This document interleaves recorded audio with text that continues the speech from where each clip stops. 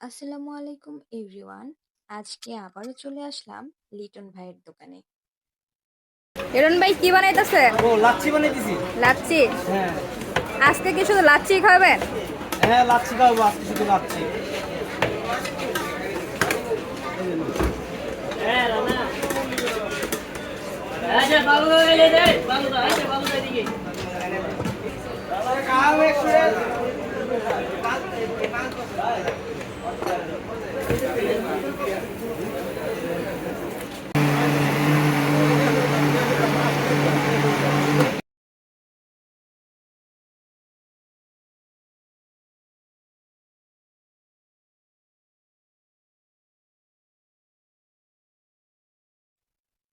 তৈরি হয়ে গেল মজাদার লাচ্ছি।